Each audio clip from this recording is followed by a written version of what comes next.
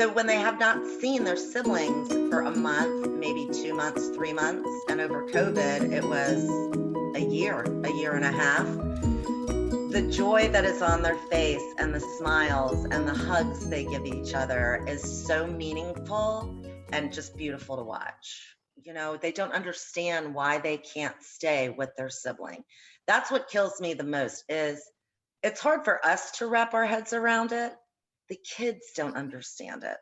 And I can't even imagine, and a lot of them blame themselves. Well, maybe I'm separated because I did something wrong. And it's just heartbreaking. There was a time that we had a placement come who was separated in his sleep from his sibling. And I just want to cry every time I think about that. Because when he woke up, he's in a new home. He didn't know where his sibling was.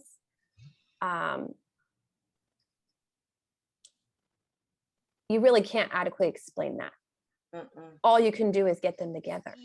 As you can imagine, when you enter foster care, you are basically ripped apart from your family, from your home, and there's a lot of uncertainty there.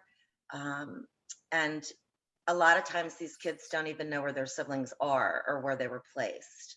So it's extremely important, and that's how FGI comes in and helps, is we are able to say, hey, your brother and sister are okay.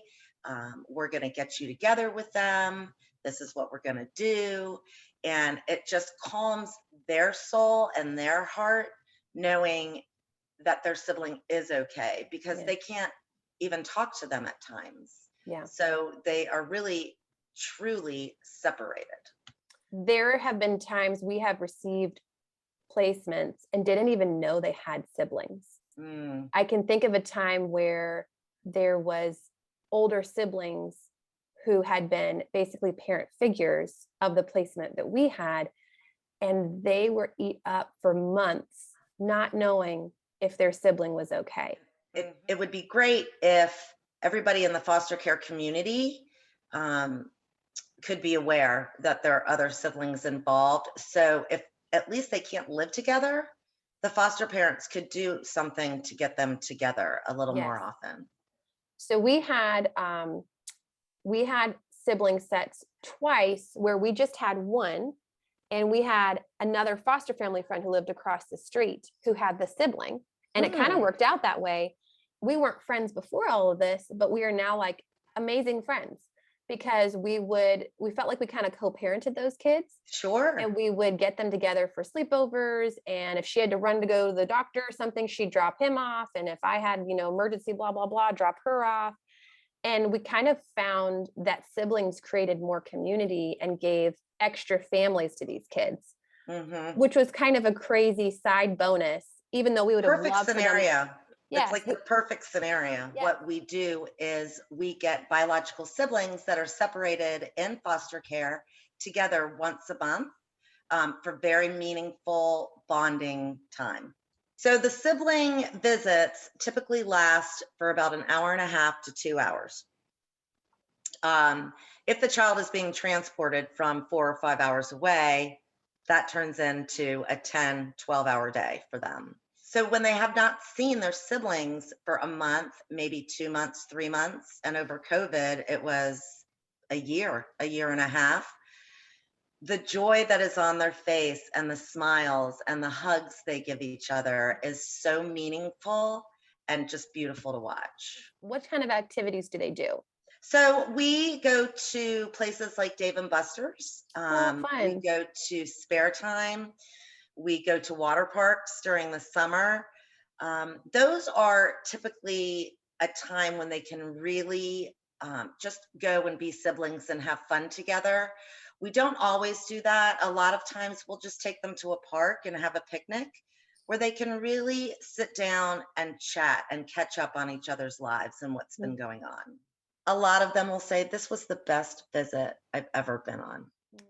When they call Sib-Link, it's without mom and dad, outside of the DSS office, and that way they can just focus on themselves. When the siblings get together, they often talk about mom and dad, or past things that they have done, Mm-hmm. minus the trauma. They have that in common.